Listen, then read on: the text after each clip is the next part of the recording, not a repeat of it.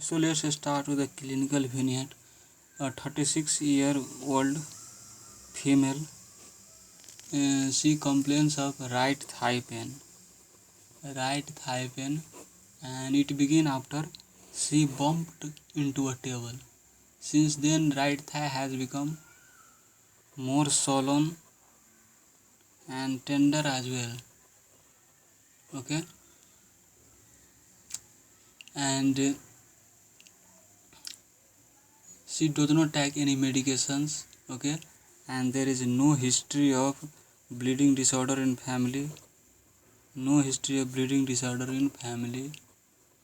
Okay, and on physical examination, there are scattered bruises on trunk and lower extremities. Okay, and on laboratory parameters, APTT was found to be 58 second and PT was normal. So what is the diagnosis here? She does not have any prior history of bleeding. She does not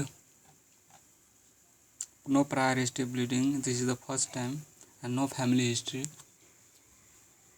So this is obviously hematoma because swollen tender.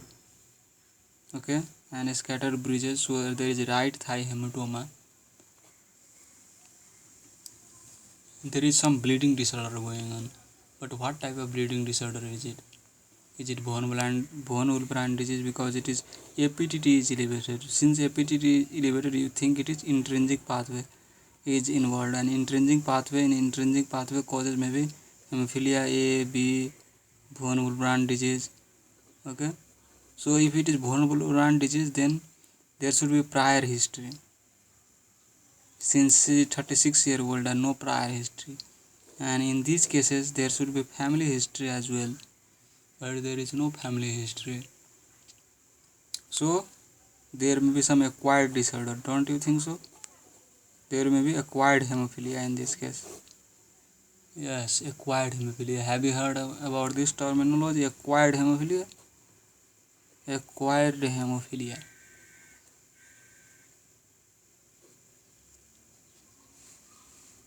So in this there is acquired coagulation factor inhibitor.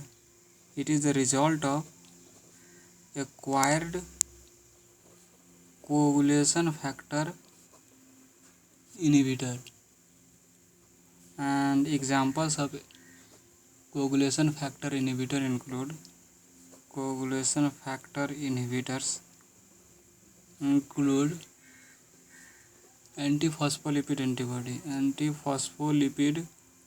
antibodies,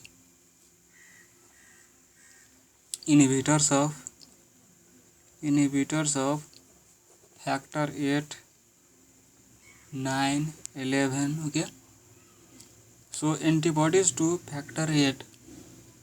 Acquired hemophilia can result in potentially severe bleeding and can occur independently or be associated with malignancy, pregnancy, lymphoproliferative disorders, or rheumatic disease. Okay, so prolongation of APTT with normal PT is consistent with intrinsic pathway disorder and is seen in patients with hemophilia A, B, von Willebrand disease, and certain acquired conditions as well. In patients with increased PTT who have developed severe bleeding episode with no prior history of bleeding, factor 8 inhibitor or acquired hemophilia is the most likely diagnosis. So normal PT with prolonged APTT is associated with hemophilia A and B.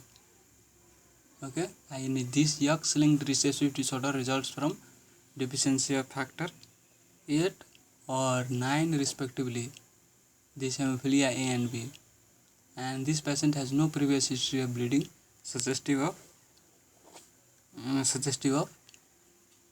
inherited disorder. and von Willebrand disease, in that case there is also previous history of bleeding. Okay, is it DIC, disseminated intravascular coagulation? Typically only occur in patients with underlying illness. DIC is a systemic disorder in which there is thrombosis in addition to bleeding, and there is PTT. PT is also raised, prothrombin time, and there should be low platelet count. Okay, so this is a case of acquired hemophilia.